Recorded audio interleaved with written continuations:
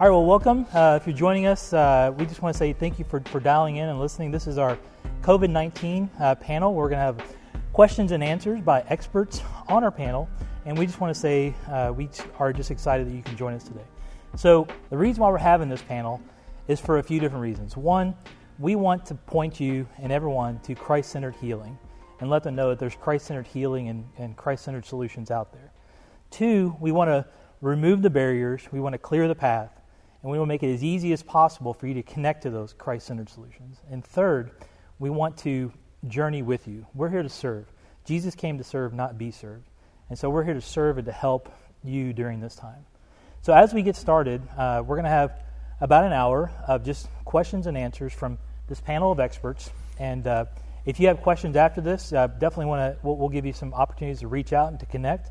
But for here, the best way to introduce the panel here today is to have them introduce themselves. So we have Jen, a licensed clinician.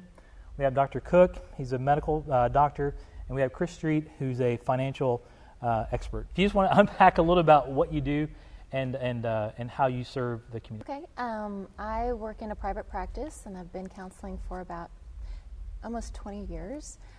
Currently, I work 16 of those years I worked at a church, and currently I work in private practice, like I said.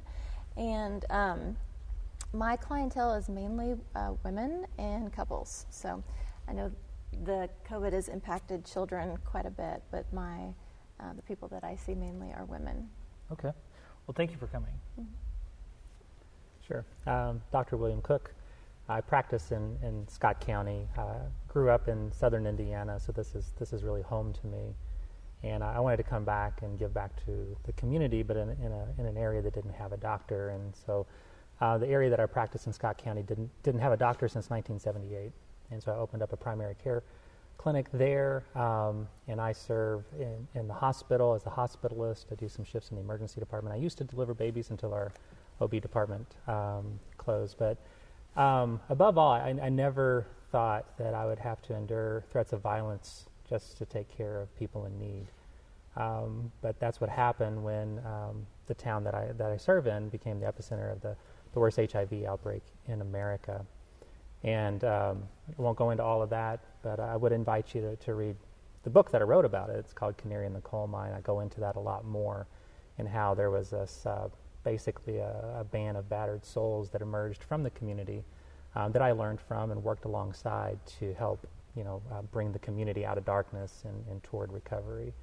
And as the book hints, I feel like what we experienced was the canary in the coal mine. It's a warning. It's the tip of the iceberg to a greater crisis that's going on across America, really. And I feel like COVID-19 really highlighted a lot of the problems that we see that are under the surface, that don't surface until disasters and healthcare epidemics and that sort of thing occur. And it's really those moments that they don't cause the inequity and the disproportionate suffering that's occurring already in our communities. It doesn't cause those, it reveals it. And so that's what I wrote the book about. Awesome. Well, thank you again for joining us. Yeah. Chris? Okay, I'm Chris Street. I'm a CPA, currently a CFO of a local corporation. Been attending Northside for quite a few years, almost 20, and one thing I enjoy doing is volunteering on the financial counseling, financial advising side of people in need of financial guidance. My background as a teacher gets to mesh in with my current career as a CPA, and so I take a lot of pleasure in doing that. So really glad to be here today, and I'll encourage you throughout if you need any guidance or need any assistance. Northside has a lot of resources they can connect you with, lots of different individuals and lots of different organizations. One organization we partner with is Hope Southern Indiana. Hope Southern Indiana helps people in a variety of ways with a food pantry and even programs such as financial assistance. So that's just one of many different organizations that Northside can help connect you with. So thank you. Awesome. Well, thanks for joining us, Chris. I really appreciate it. So as we dive in, what we have is a list of questions, and we're going to ask our panel those questions, and I'll have them directed towards an individual, and as we collaborate, we're hoping that we'll have a good discussion about how we can provide the best solutions as possible to help you right where you are. So as we dive in, Dr. Cook, can you tell us a little about what you're seeing from your end when it comes to the coronavirus, COVID-19, from a medical perspective? Sure. As everybody knows, this is a new virus. We had never experienced it before, so we learned a lot about it early on. We're still learning a lot about it. And there was a lot of fear, a lot of misinformation, a lot of confusion that took place early on and continues to linger. So what we're seeing from the medical standpoint is really battling that misinformation that's still existing, a lot of the fear that's still existing, and trying to help steer people towards the mitigation techniques that work, the science behind what we're doing and why it works, and just really encourage people that there is a light at the end of this tunnel. It's been a very long, brutal year, but there is a light at the end of the tunnel, and we've seen a lot of people get sick, a lot of people die, a lot of families get disrupted, jobs lost, etc. So it's been a rough year, but there is a light at the end of the tunnel if we work together and practice, good science, evidence-based principles to work together to get our community on the other side of this. Yeah. Well, can you help us also understand how coronavirus, how COVID-19 impacts the human body? Sure. So coronavirus is a respiratory virus. It gets in through the respiratory system. So the only way it really spreads is from one person coughing or sneezing and putting those viruses on droplets in the air, and then another person breathing it in. And once it gets into the respiratory tract, it spreads throughout the body, really, and it activates the immune response system in the body. And it causes a whole host of really bad outcomes for people. Obviously, the most severe being the respiratory compromise, people not being able to breathe, requiring oxygen, like what we're seeing in India, where there's not even enough oxygen to get to people to keep them alive, and people are dying just because they don't have access to oxygen, which is terrible. But it affects almost every organ system in the body, including the clotting pathway. So we've seen increases in heart attacks and pulmonary emboli and deep vein thrombosis, which is a life-threatening condition too. And those things that happen in the body can really cause their health to be changed for the rest of their life potentially.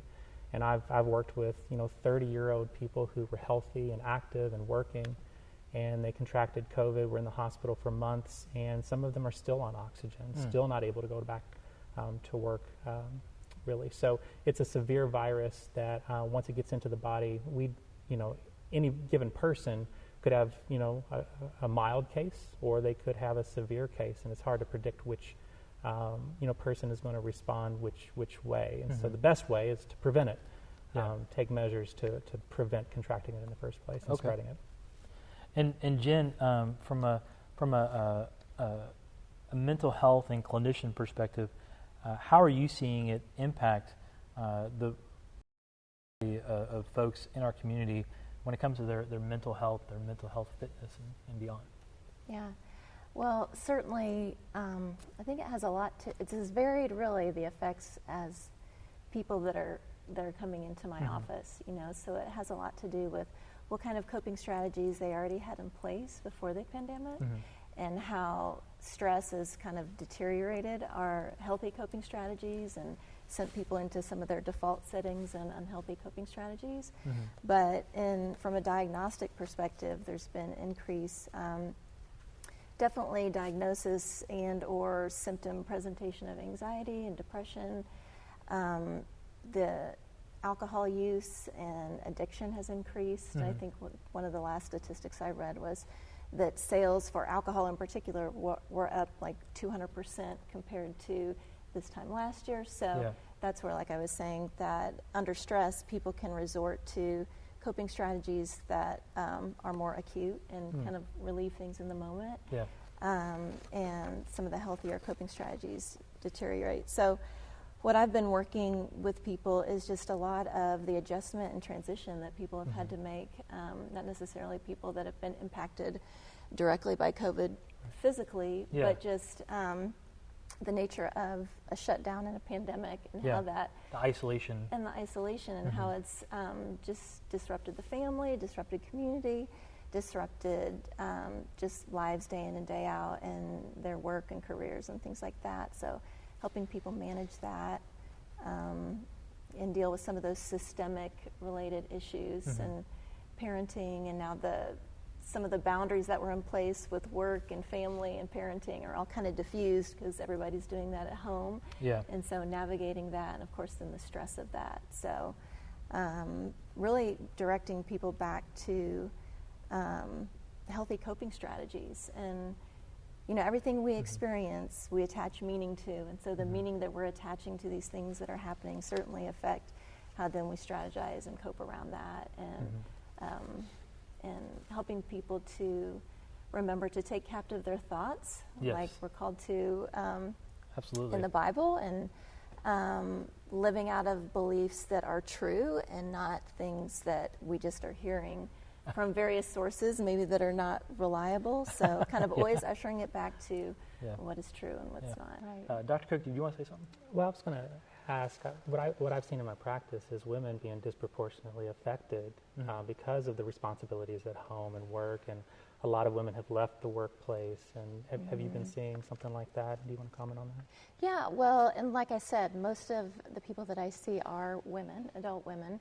So I'm hearing most of their stories. And I'm, like I said, children are impacted in their own ways, and men are impacted in different ways. But yeah, definitely with women having now, well, most of children are going back to school, but during sort of the real lockdown and shutdown portion of it, with all the children learning from home, it was definitely a transition and adjustment with parenting and feeling overwhelmed and burnt out and stressed out. And so I'm seeing now a little bit of the aftermath of that, because what happens when people are under such stress and duress and transition, they kind of buckle down and go into this survival mode. Yeah. And it's not till maybe a few months later that they start to really reconnect with the emotional experience around that. And so now, and then also with being able to now come into counseling in person, or taking more, not being so afraid of the virtual practice of counseling. That was a little bit intimidating at first, but now women are actually talking about it and feeling the effects, even physically, as it manifests just through our health. So yeah, it's kind of a delayed effect, so to speak. Chris, what are you seeing as far as how are you seeing the pandemic impacting financial fitness and people's financial peace as you help out those who are struggling financially? Well, it varies. I think along with every other industry, we're seeing some people are better off during the pandemic. They might have seen their incomes rise or opportunities increase. Some people are the same. They've not had a whole lot of changes when it comes to their finances. And we have a large portion of people who are struggling. And even though locally unemployment rate's low, I think we've seen a little bit of a shrinkage in the job market where, as she was saying, there's some people that were maybe working before that haven't gone back to the workplace because of the changes. Maybe they need to be home with the kids now, or maybe they decided, currently the path they were on for their job wasn't best for them, or it could be, any variety of factors that, people would have made the decision not to go back into the workforce. So for the people that are struggling, it's worrisome because it tends to affect their mental and physical health and other aspects of their life. And so if we don't get help on the financial struggles that we're having, sometimes long term that's going to lead into other issues, which then they're probably seeing in their practices right now. The finances could be a derivative of that. So I think it's really important that if you're really struggling financially and you're having a hard time getting back on your feet, having a hard time getting back in the job market, that we seek counseling or advice from a place such as Northside or some other local nonprofit, or an individual, find a mentor. That's a lot of times what I'll recommend is try to find someone that can mentor you, whether it's through your church, whether it's through work or some other organization. Having someone to talk to and help guide you when you're struggling is key. So, and there's a lot of places locally that can help do that. And, even if you're not comfortable, maybe with Northside can help sometimes plug you into somewhere else. Yeah, point them somewhere.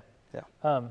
Dr. Cook, I know Jen talked a little about, we need to filter our information. And so with that question, what are some some practices that are truly best practices, and what are some things that maybe not so?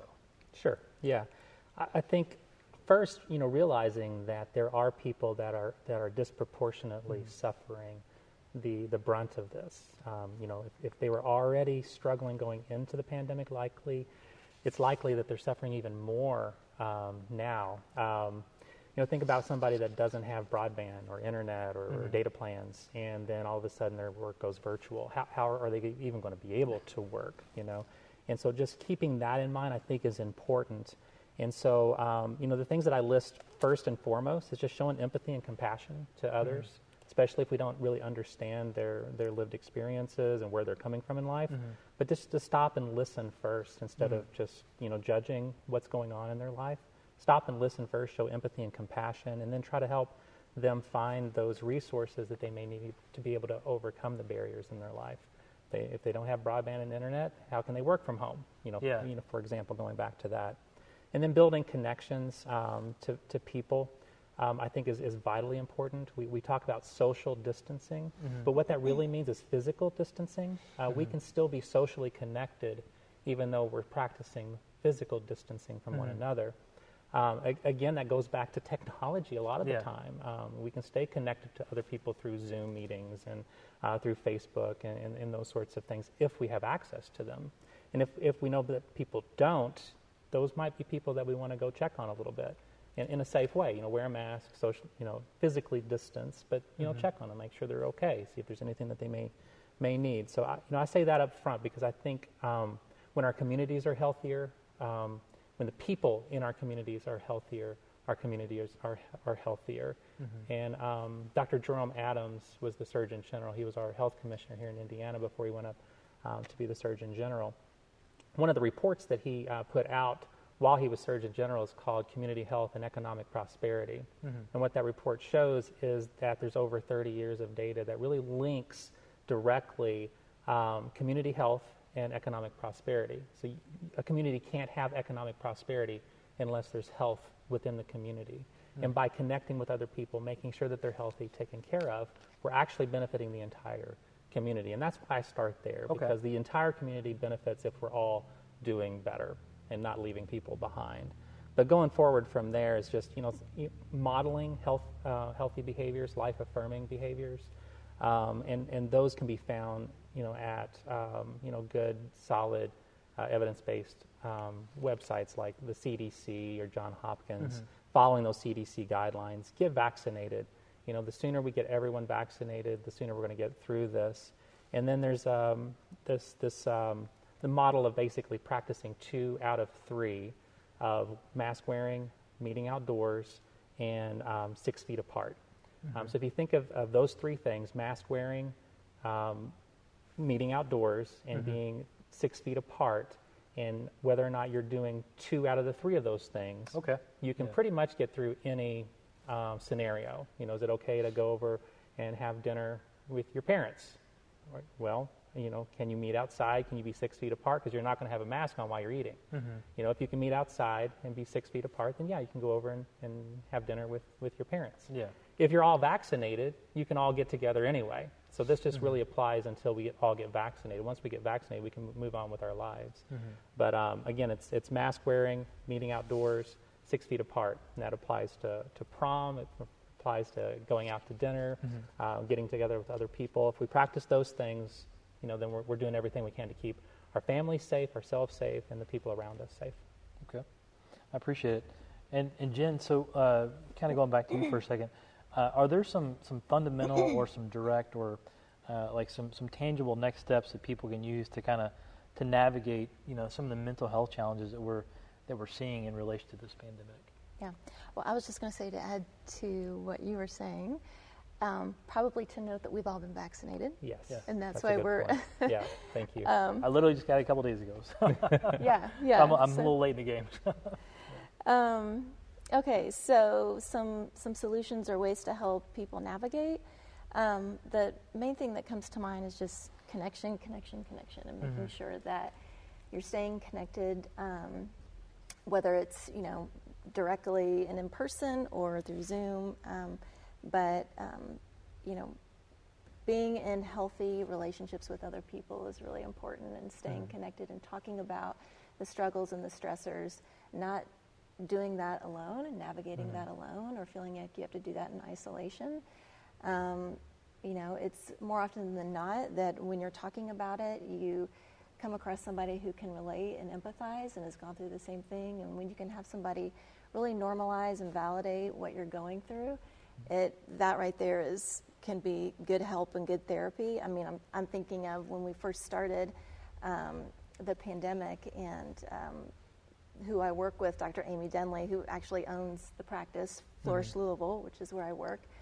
And I'm a contract provider with her. But when we first started at the beginning of the pandemic, excuse me, and moving into more of a virtual platform of helping people, I was recognizing at the end of the day how wiped out I was, just completely exhausted. And I'm thinking, of course I have my own stressors, and my kids are home now and managing that, but also there was this element of being virtual and that platform, and it was just a lot more difficult to make those connections that we look for as counselors, those things that are important to really emotionally connect over a screen. That was a new practice for us. And so just being able to be open just with even colleagues and talking about what we're struggling with, or what's stressful, and she was relating to that as well. And so and that just, it kind of helps to share the burden, with others, and we can share what's going on in our lives. So connection and good self-care, of course, it often goes back to that, just developing mindful practices of how are we taking care of ourselves. Goes back to, like what every time we are in an airplane, we hear that we need to put on our oxygen mask before we can take care of the people that are dependent around us. So making sure that we are breathing, like literally, through our anxiety and our stress, and using healthy practices and coping strategies, and a sense of, one thing that I talk about a lot in counseling sessions is just a mindful practice, being intentional about what's going on in your own heart and mind and body and spirit, and emotionally and mentally. Where are you? Checking in with yourself throughout the day, and really being able to identify, how am I feeling? What have I just experienced today? How's that resonating with me? What am I noticing about that? Because it has to be, those things have to be first in your awareness before then you can do something about it. And that seems like common sense. Yeah. But a lot of us go throughout our day really with not a lot of intentionality, or that sense of checking in and noticing how we're doing by the end of the day. And then the next thing you know, we're burnt out and stressed out and overwhelmed, and then we're seeing you. Or you. Which is a good point, too. I mean, like, I know oftentimes in counseling, people will come and maybe they're seeing a therapist, or maybe they're seeing a psychiatrist or a psychologist. It's like, you know what? Have you thought about going back to your primary doctor? Just to get to do like a very baseline and go back and figure out, maybe there's some things you're not considering here, or maybe but no, I appreciate you bringing that up. The other thing I appreciate you bringing up is about community. A lot of times, here at Northside, one of our three main efforts is to connect people to Christ-centered community. And when you're connected to community, you find other believers, other people who are trying to figure out, how to become more Christ-like. They're trying to figure out how they're going to navigate this week. They're trying to figure out how to parent better, how to adult better. And so when you come to community, one thing I love about community is that you get people who are there to I think about all the one another's. And I heard a pastor say one time, a long time ago, it's hard to one another alone. And so you have all these different, share one another's burdens, pray for one another, encourage one another, spur on one another. And so, I can see how that would just be really helpful in with one's mental fitness. So, Chris, I have a question for you. What are some solutions in even small things or minor things that people can do to ensure that they are stronger financially during this time? Maybe they're not feeling a crunch. Maybe they are feeling a crunch. But what are some opportunities that people can take advantage of to strengthen themselves more financially during this time? Well, I think with finances, it's important to keep in mind each situation is different. Yeah. People are at different points. And so, the advice I would give someone is really going to be dependent based on what their current situation is, what maybe their job situation is, or maybe what their debt situation is, just overall well-being, beginning of career, toward end of career. So, anytime I start to give advice, I say we need to look at your individual situation. But just in general, I think it's important to have a routine and stick to that routine. It's just like physically, if we're working out, we want to get into a routine and keep that routine to stay healthy. We want to do the same thing for our financial well-being.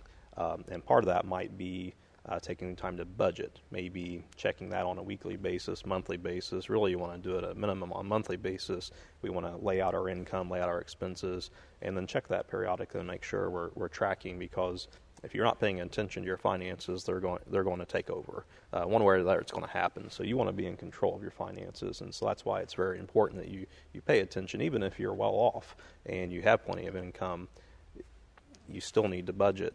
So you have a proper savings plan, proper retirement plan, so you stick to your long-term goals. So that's really the key, is getting that routine, and part of that routine would be a budget. And even if your short term is in chaos right now, maybe you've lost a job, maybe your income's not what it was due to the pandemic, you always want to keep your long-term goals in mind. You don't want to abandon that path. You might have a small setback, but you still want to keep planning for that long-term future, and realize that a lot of these things are short-term storms we have to weather. And it's always good, when we have a disruptor like this, to kind of take a look at where are we in general. Was our path, our goal, a sustainable path or goal, or do we need to reset possibly what we're looking at? And so for some people, they may be looking at different career paths or different jobs to get in that career. They may be looking at, well, maybe I was living beyond my means. I didn't think I was, but maybe my margins were closer when I had that little disruptor. You see a lot of people that might have been working 2 or 3 jobs, and when that gig economy started to see less opportunities, because you might have been driving Uber, or you might have been working in the restaurant industry, and there's a period of time where that work really was tough to make ends meet. Now it's starting to come back. Now we're starting to see the opposite issue, is we have a lot of employers that can't fill jobs right now. Everywhere you look, there's $100, $200, $300 sign-on bonuses.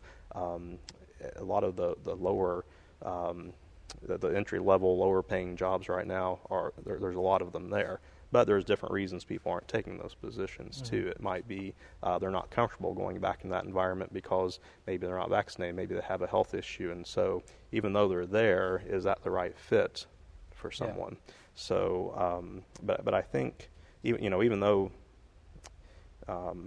we've been through a very rough year, I think a lot of people are starting to see some light at the end of the tunnel. And if they're not, then that's where I encourage them to, talk with someone to see what can you do to change the path that you're on. Absolutely. Well, and I appreciate you talked about the spectrum of, maybe some folks are feeling a financial crunch, maybe some folks are not. Maybe they're flourishing financially. Mm-hmm. It takes you back to. I think it was the very first budget I can remember ever doing. It was my wife and I. We had been married 6 to 8 months, and we were struggling to manage cash flow, and we didn't have Excel. We didn't have apps. I mean, this is 20 years ago. And my dad, I just remember him he grabbed our calendar and he's like, "When do you get paid?" Right here. Okay.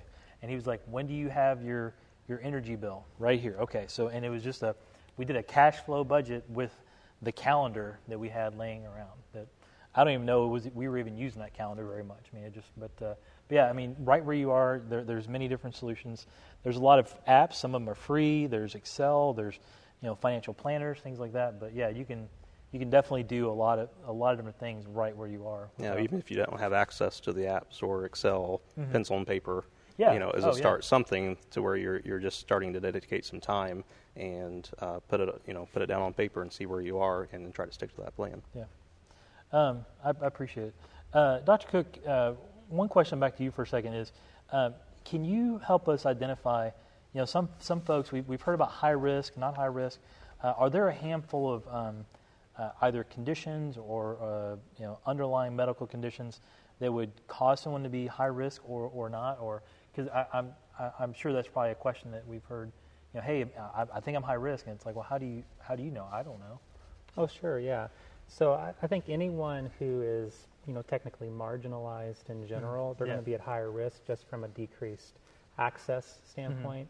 If you look at the differences in vaccination, for example, between a county like Floyd County versus a rural county like my county and Scott County, there's a huge difference in the number of people that are vaccinated, and that puts them at a greater risk. There's fewer people vaccinated there. So in general, poor people, rural people, black and brown people, people that are traditionally marginalized, and then of course people that are over 65, people with substance use disorder, and people who use alcohol, they're going to be at higher risks as well. And then people who have chronic medical conditions like COPD, asthma, diabetes, heart disease, those sorts of things are going to be at higher risks as well. I appreciate it. And Jen, I kind of on that note is having these discussions and maybe finding out that you are high risk can trigger stressors. And so how can, if someone is struggling with stress, maybe they just found out they're high risk, or maybe they're not sure and they're waiting on that doctor's appointment and they're having anxiety. How can you determine if the anxiety they're having is typical versus atypical? Or maybe I'm not sure if that's the best question to ask, but that's like if it's proportionate to the degree of the threat. Yeah, exactly. How can someone determine? Maybe they're stressed because they either found out they're high risk or they think they could be high risk, and they're going to go talk to their doctor, their physician, and maybe they're having some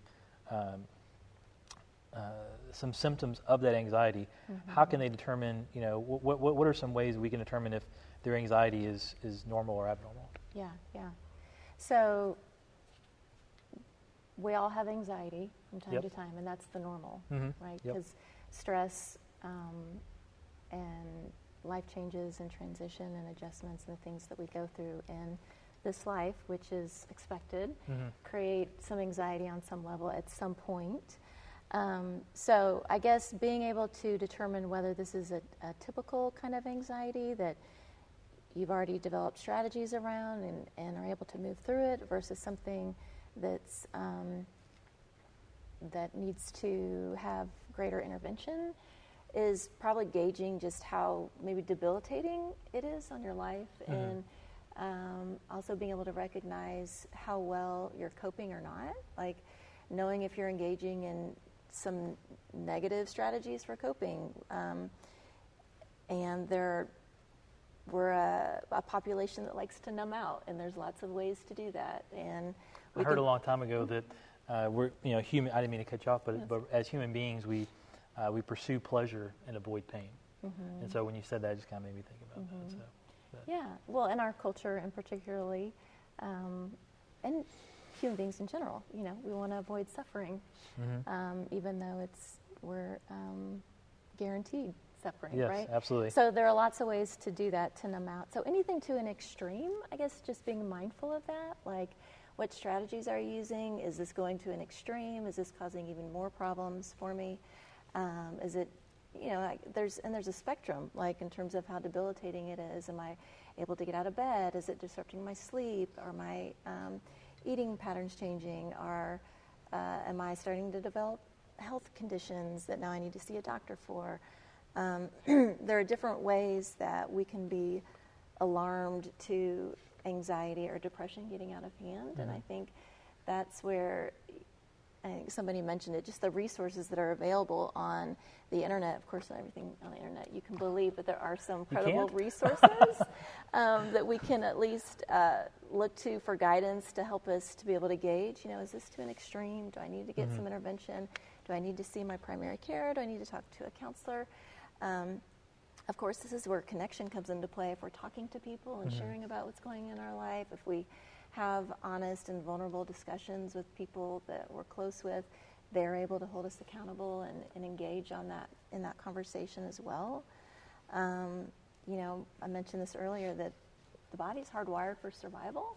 And so when we're in pandemics, we kick into some of those survival strategies. But if we're stuck in survival for too long, we don't thrive. We just start surviving, and that can wreak havoc on the body. And so, like we've talked about, we're kind of seeing the light at the end of the tunnel in some ways. If you aren't seeing the light at the end of the tunnel, or you're not experiencing some of that relief, maybe, then that's a time to seek some intervention. So, Dr. Cook, to change gears just a little bit, what are some, you know, there's a lot of talk about PPE out there, and I think, you know, early on it was a struggle to even find a mask. It was a struggle to find hand sanitizer and for some reason toilet paper, you know.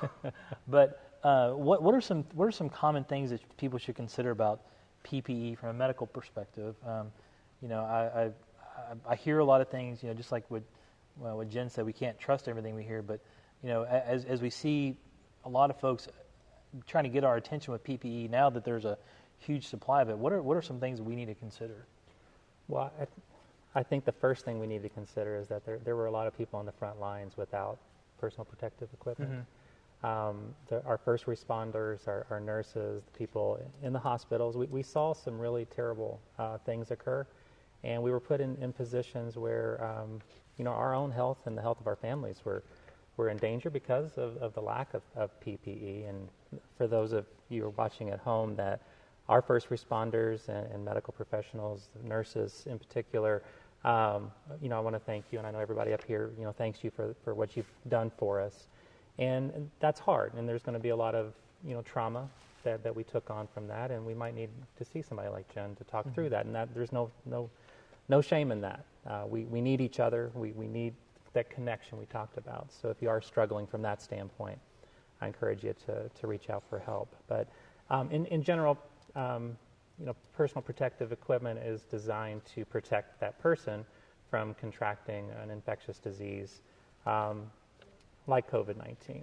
And so it involves, you know, goggles to protect, you know, any fluids from getting into the eyes, and then also a mask, and then some sort of layer over the clothing to keep the virus from being able to get on the clothes that you might then inadvertently, you know, ingest, washing your hands in between patients and those sorts of things. But, you know, I also want to mention that, you know, there's a lot of misinformation that gets spread very quickly in situations like this. And we saw that back in the 2015 HIV outbreak in Scott County. There was a lot of misinformation, you know, spreading through, and people being afraid of how you might be able to contract HIV from going to a grocery store or sitting in an exam table and those sorts of things. And so we had to do a lot of educating because fear spreads faster than the knowledge. And so one of the things that I think everybody can do is really get on board with trying to decrease the spread of misinformation. And sometimes we do that inadvertently. You know, we come across something that looks interesting online, it makes sense to us, and we forward it, we like it. I would, you know, encourage everybody to just, instead of hitting like, hitting pause, and then going to a site like factcheck.org or the cdc.gov website, or talking to a healthcare professional, and getting the facts before we do that, so that we're spreading truth instead of misinformation. And that's really going to help us, you know, come out of this quicker. It's going to protect our healthcare professionals, our first line responders, and so in a way that is protecting, you know, each other as well, is not spreading misinformation, but really being careful with defending each other against that, and then spreading really the science and the facts instead of the fear and the fiction. Absolutely. I appreciate it. Yeah, I really appreciate that perspective on that, you know, because just you see so many different things. It's like, oh, have you seen this mask, or have you tried this? And it's like, I don't know. I mean, yeah, I have no idea. So, you know, one of the things I appreciate about Scripture is that it constantly calls us to a sober mind, sound thinking, reasoning together. And it cautions us against getting caught up in winds of change and being intoxicated by other thoughts, Gnostic thinking. And so when we come up against some, whether it's a political view or if it's a community movement or something that our family and friends are really getting behind, it's easy to get caught up in that. But to have a sober mind, to rationally think through that is what Scripture calls us to. And that we should be always testing what is coming to us and making sure that it lines up with truth, with Scripture, which always calls us to loving each other first and practicing truth first. So if we can remember that, I think that's going to get us through a lot of the confusion that occurs during moments like this. Yeah, I'm glad you brought that up, because one thing I'm reminded about is Romans 12:2. I'm reading from the ESV, so if you have your Bible, please feel free to open it up. You'll see that I'm not making any of this up. It says here, "Do not be conformed to this world, but be transformed by the renewal of your mind, that by testing you may discern what is the will of God and what is good and acceptable and perfect." And so it's just like, just as you were saying that, I'm just like, man, like I just love that. It's just such a great way, a refreshing way to be reminded of what God has called us to, well before COVID ever existed. I would encourage anyone. It's interesting. I have that very verse. Oh, do you really? Lined up here. I would encourage anybody just to read the entire chapter of Romans 12, because it just calls us to loving each other, having a sound mind, practicing truth. Yeah. I think that's perfect. Yeah. On the same page there. Yeah, that's great. Literally. Chris, what are some things? We it seems like, just as you mentioned before, some folks are struggling financially, and then other folks, maybe they haven't noticed an impact, but now they're seeing things like stimulus checks come in. What are some things that they can do to manage that would be a win-win for everyone, a win for them, a win for society, so I just kind of want to open up with that question. Yeah, that's a really good question. I think it really depends on where someone's heart is, where someone's passions are. We saw a lot of people that were well off that got stimulus checks the first time around. They donated to local organizations that could directly impact those in need. Yeah. Maybe it was local food banks, other local nonprofits that would work with people one-on-one, or provided rent assistance or utility assistance. We saw a lot of that throughout the community, and it really, I think it was just in people's hearts. They knew someone else needed it more than they did.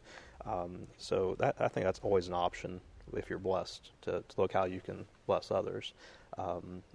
For those that may be able to utilize those funds for their personal needs, always giving. And anytime you receive a blessing like that, I think you got to look at your local church, because they're going to put it to good use as well. But for those that are struggling, where that stimulus is really going to sustain them on the day-to-day, I think you have to prioritize and say, what's my need, my greatest need? Keeping a roof over your head, keeping the lights on, keeping family fed. People are going to, in those situations, put the money to the use immediately to sustain. So I think, just like I said earlier on the financial side, it really depends on where you are. If you're blessed, you're going to have a completely different outlook than if you're someone that's, maybe you and your spouse both lost their jobs, then that stimulus check's going to help get you through that rough patch and so you can get back on your feet again. Yeah. So I appreciate it. Yeah. And the one thing too is if you're in a position where maybe you have gotten a stimulus check and maybe it just wasn't enough, or if you're struggling with, we can help here, but we also have a process for helping out with financial inquiries and financial assistance. So we'll make sure we have that information listed as well, as far as some local agencies to check with first, and then if none of that is helpful, or if it's not as helpful as what you need, we definitely want to encourage you to reach out so we can see what's the best way we can help you with the current condition that we have. So, but we do have a benevolence request process for that, and if there's something that you need, and we would be willing to, we at least want to have the conversation and see how we can serve you with what we have. So, Jen, one thing I know we briefly talked about this, and I know you said You talked about community is key to help with mental fitness during this time. But are there any other things that people can do that, while they are isolated? Because some folks, I know some of the hardest hit areas are nursing homes, and by the grace of God, some nursing homes are trying to open back up again. So, but they also have really strict policies on who you can visit and when. So I didn't know if you had any additional tips for not necessarily the folks in nursing homes, but just anyone who's homebound or maybe just doesn't see anybody as regularly now, or as regularly as they did before COVID.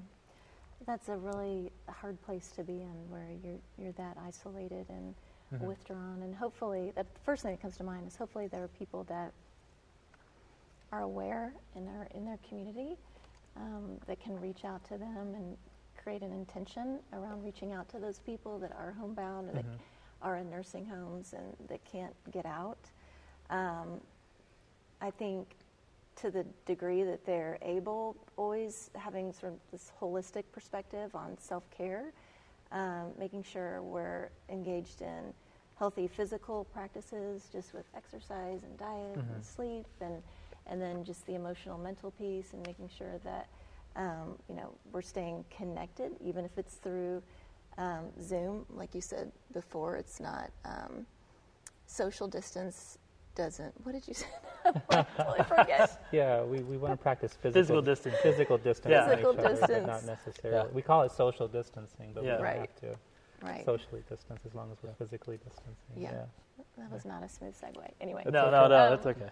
But as much as you can, staying connected through Zoom or any virtual avenues. And then, of course, spiritual practices, and if not able to come to service in person, being able to engage in worship or services that are online. Of course, many churches have now really put lots of energy and effort into an online presence, and so that's really available to stay connected, and just a reminder to stay engaged in spiritual disciplines and being in the Word, and those kind of healthy practices that we can do at home. But, really I think the call is that if we know people that are in those situations, or if we have an opportunity to help people that are that isolated, really making an effort to reach out and making sure that we're engaging them, and just caring for other people during this time, which I think you've really reinforced. It reminds me of, are you familiar with the parable of the long spoons? The long spoons? Mm-mm. Yeah. Well, it's not a biblical parable, but it's an allegory that, and it's kind of the difference between like heaven and hell, so to speak. But the allegory goes like this: that there's a man at the end of his life where he crosses over, and he hears a room. There's a banquet room, and he hears a room of, or he goes in there and he sees just banquet table full of food and plenty, but the people that are filling the banquet hall are very sort of gaunt and malnourished, and it's quiet and it's lonely there. And he looks around more intently, and he realizes that the spoons that they have to feed themselves from this plentiful in front of them are too long, that when they take the bite from the spoon, they're not able to reach it to their mouths. Okay. And so everyone's starving. Yeah. And so he hears another banquet hall and another room full of people where there's joy and there's laughter, and the tables are full of plenty. And in that room, he sees that people are feeding each other. And so just the notion of we're wired towards connection, and God created us to live in community and be relational and to serve and help others, and to be aware when that is necessary. So just having a mindful connection with that not only how can we engage just in our own self-care, but that actually in helping other people, it also is a part of self-care, feeling like we've got purpose and are making those connections. You're going to say something? That's incredible, and thank you for that parable. I hadn't heard of that before, but it makes so much sense. You could live literally in the middle of the richest nation in the world and still not have what you need met, your needs met. And we see that here, even in Indiana, where the life expectancy in Scott County is 10 years lower than in Hamilton County. Just living in a different county results in whether or not you have more or less access to life. And that's one of the founding principles in America, right, is that everyone should have equal access to life, liberty, and the pursuit of happiness. And we just don't have that. And part of it is because we're not willing to feed each other, to care for each other. And then when you look at something like the pandemic, where we went into it with people suffering, and the people that were already suffering suffer even more, and you end up with statistics where you look nationally, we've had a 20 to 30% increase in overdose deaths nationally. And in Indiana, it's even worse. It's a 50% increase in overdose deaths, and an 80% increase in the use of the overdose reversal drug, naloxone, an 80% increase last year versus the years before. So, I mean, we're seeing really, really bad things happen. In Boston, there's an HIV outbreak there that they've linked directly to the lack of testing that occurred during last year. And when people are not diagnosed with HIV, they continue to transmit the virus to other people unknowingly. So we need to test people quickly, get them treated so that they don't continue to spread that. We're going to see that probably all across America. And who knows what else is going to be resulting from this pandemic, where you have people who were already depressed when they went in. And we've seen increase in suicides during the pandemic, the long-term health effects. I think the basic message we need to really continue to reinforce is that our communities only do well when the people within the communities help each other. Which speaks to that parable perfectly. As you were talking, Dr. Cook, the one thing I was thinking about was Galatians 6. That talks about Paul writes about how we all have our own load, and so each one of us has our own load. And we have a load that we carry, but we also have burdens. And it's in those moments that we turn to others and we turn to God and we say, we can't do this alone. I need your help in this moment. And so, just like what both of you were talking about, I haven't heard that before either, Jen. So I appreciate you sharing that. So as we get ready to wrap up, I've got a couple final questions, and then I'll give you guys each time for your final remarks. But Chris, what are some other resources people can reach out to for financial assistance? If things like stimulus checks aren't enough, or if they haven't received them. I know that there's some tax stuff we were talking about before ahead of time, some potential tax breaks. Yeah. So, with finances, I think a lot of people struggle of who to go to. A little bit different. So I think a lot of people really struggle on who to reach out to. And you did a great job of talking about the resources here at Northside. I always recommend people find a financial counselor, an investment advisor, someone that they trust. I think a lot of times it's finding someone either connected to one of your local nonprofits or one of your local churches, to where you can have a relationship and just talk through issues with that person, go through the scenarios that you're in, and maybe get that sense of community help. And so as far as the stimulus checks coming up, there should be another round starting in July, and I always hesitate to get into details because July is a long time between now and then for legislation to change and whatnot. But it really looks like there's going to be a variation of a child tax credit basically coming in to where monthly payments would start in July, and that's really going to depend on your adjusted gross income for your household. It's going to depend on the age of your children, how many children you have.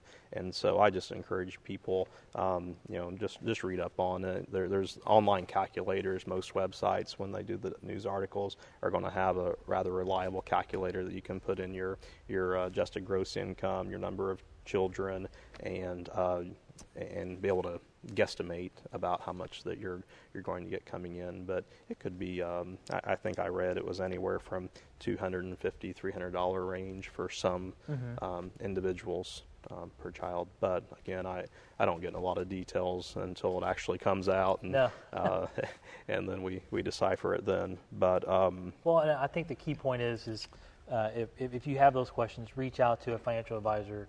Have things on hand like your previous year's taxes, things like that, to make sure that you're talking with as much detail as possible. Yeah, and you know, a church the size of Northside, we have probably, you know, 20 or more CPAs, financial advisors that love to donate their time and completely separate from their regular business and helping people decipher through some of these things and helping people on a day-to-day basis.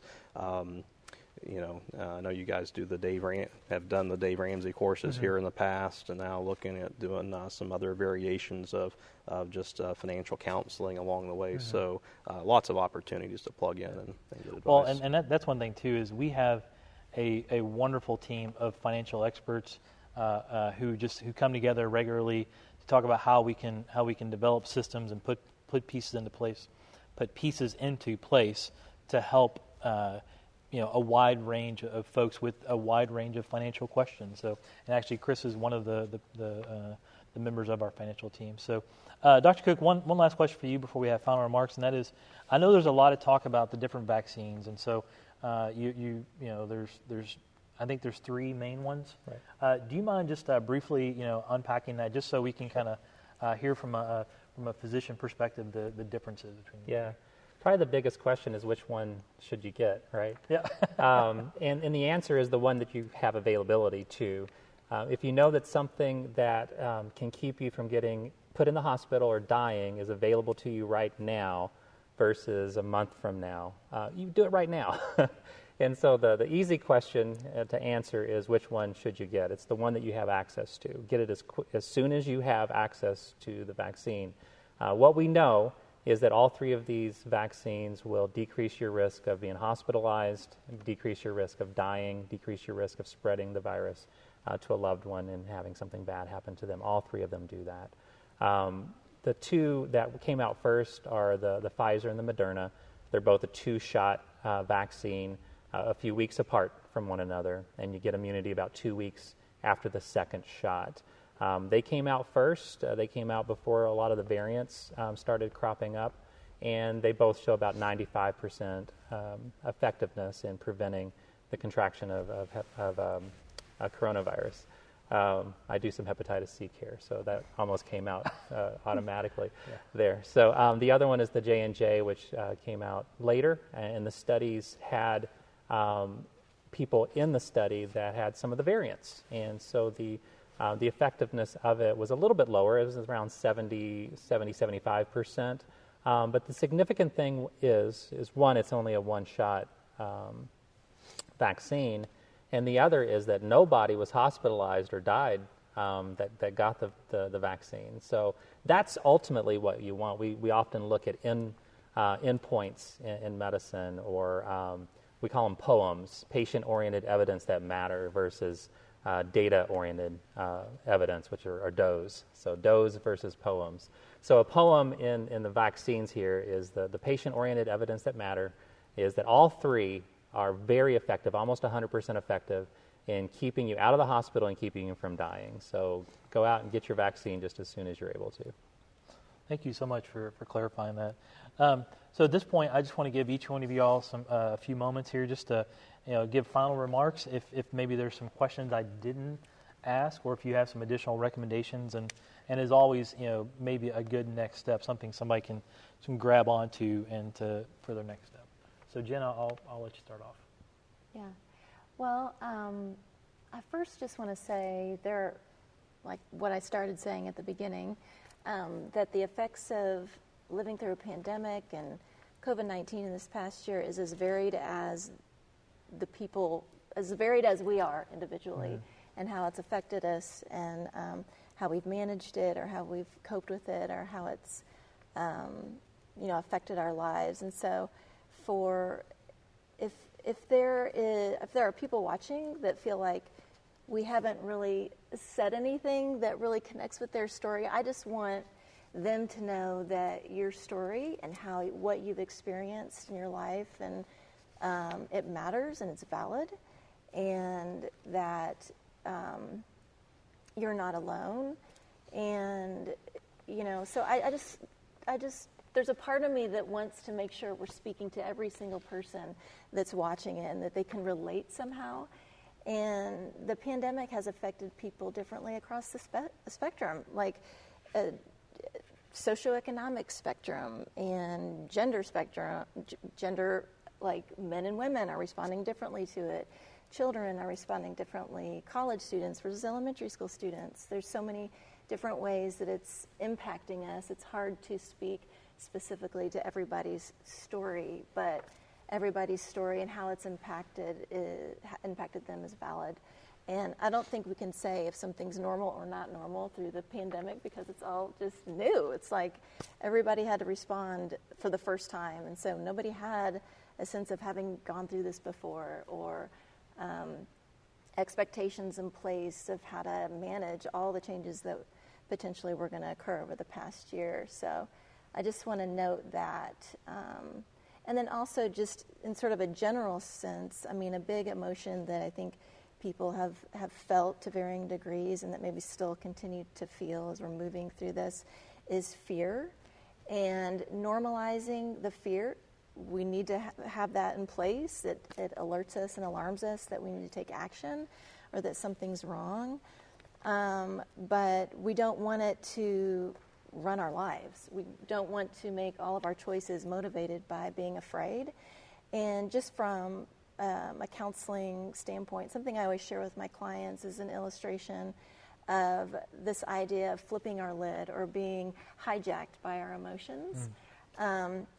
So I always give this illustration, like I'll put my hand like this and I'll say that this right here is representative of the prefrontal cortex, which is responsible for all of our moral and rational and cognitive reasoning. It's the thing that helps us to stop and not share the information that you were talking about earlier. You know, instead of sharing it and moving along out of fear, we're stopping and really kind of connecting with how it's making us feel, or is this true or is it not? And so when we are emotionally hijacked and when we're afraid, we flip our lid. And so then we begin to operate out of what's called the limbic system, which is the survival brain. And that disconnects us from being able to make rational choices and taking our thoughts captive and those kind of things. So one thing I encourage my clients to do is just, and I've mentioned this earlier, is just having a mindful practice about that, staying connected with what's going on in your heart and mind and body, and being aware of when we're stepping into those places of feeling out of control or being motivated too much by fear and operating out of survival instead of being really fully, wholeheartedly connected to ourselves and staying engaged to the rational brain and developing practices around that. And one is just the awareness and taking care of our bodies through self-care and quiet times and making sure we're breathing through life, and some of those practices that you can even, look up and research that can help to be calming practices. So and that's what I'll end with. Absolutely. Well, thank you. Dr. Cook? Yeah. I guess I would say that, you're not alone, that there are people who are willing to help, and there's people here on the stage who are willing to help. And I'm sure that if you need something, you could reach out to any of us, and we'll either help you or connect you to people that can. That's one of the beauties of having a body like this, of different members within the body that can respond to different needs when different needs arise. And similarly, there are people in our communities that also need help. And I would encourage people that have the resources to reach out to those people and to help them have the resources that they need to be able to overcome some of the barriers that they have in life, whether that's financial or emotional or physical. And we'll all do better because of that. And, I talk about empathy. I want to define that a little bit and just call empathy when we're willing to set aside our own biases and enter into someone else's story. You own your story. Other people own their story, just as Jen was talking about. All of our stories are different. And it's not until we set aside our own biases and really hear someone else's story that we can empathize with them and understand what it is to live the experience that they've lived. So I would encourage people to practice empathy and remind everyone that we don't have to agree with someone or even like them to defend their rights to life, liberty, health, to protect them from harms. And I would encourage you to do that in your lives as well. Awesome. Thank you. Chris? Okay, I think I'll keep it pretty simple because these two both did a really good job of kind of stating some of the thoughts I had, but I think the important thing is everyone does have a unique situation, and so sometimes people feel like, well, what I'm hearing here is just not for me, and that's where I encourage them, reach out and try to find someone one-on-one, because once we can sit down and see, okay, here's the issue this person's dealing with, then we might have someone to recommend, well, I might not be the best person to talk to you about this, but I do have a friend or a colleague or someone here that we can connect you with. And so sometimes just taking that first step and saying, okay, I need some help. I don't really know where to go, but start with someone like Tommy, and then Tommy tends to be able to lead you down that path to connect you to someone that's going to be able to help. And so just in general, though, as I said, making a plan, a budget, and reviewing that on a periodic basis, be thinking about when that stimulus check comes in, if it does come in again, what would I do with that? Where would be the highest and best use of those funds for me and my family? And sometimes it's the expense side of the budget that you got to work with, but maybe you've cut that all that you can, so then maybe we're looking at the income side of the expense. Then we can also connect people with career counselors and get them going down that path to help that side of the equation. Finding a good mentor or support group, I think, is very important. Even when times are good, I stay connected with a few people. I try to have lunch quarterly with certain people, and even when things are going good, it's great. But when a rough patch is hit, or maybe I'm needing some advice, having that routine, having those people to go to, really pays off. And so just getting that routine to find that. And again, the church here has all kinds of groups that you can join for different types of support. And then I think finally, it's tough sometimes, but staying positive, because staying positive helps you when you're on the search for that job, when you're trying to find that hope. Having a positive mindset, healthy mindset really pays dividends. So that's really, I think, encompasses the things that I wanted to say, but I thank them for probably saying it more eloquently than I did. Chris, you did a great job. Appreciate it, brother. Well, as we get ready to close out, I'm reminded about our overarching scripture we use for care ministry. And if you're reading along, if you have a Bible, I'm reading from Isaiah 61, verses 1 and 2. It talks about the good news for the oppressed. And again, this touches on care ministry overarching, but within care ministry, COVID-19 support. And that is, it says, "The Spirit of the Sovereign Lord is upon me, for the Lord has anointed me to bring good news to the poor. He has sent me to comfort the brokenhearted, to proclaim that the captives will be released and the prisoners will be freed. He has sent me to tell those who mourn that the time of the Lord's favor has come, and with it the day of God's anger against their enemies." And we just want to say that you are loved, you are seen. We are here to serve. Jesus came to serve and not be served. And I just want to say thank you so much to this panel. Thank you all for your time. Thank you for serving in this ministry. We really couldn't do it without you guys, and we're really thankful for what you did. So as we get to wrap up, I just want to close this out in prayer, and we'll wrap it up. So, Father, we just thank you so much for loving us, God. Thank you for loving us right where we are. Thank you for your grace that we just don't even, the grace and the blessings that we don't even know about. But God, right now, I lift up this panel. God, I pray that you just bless each and every one of them. I pray that you bless them in their practices.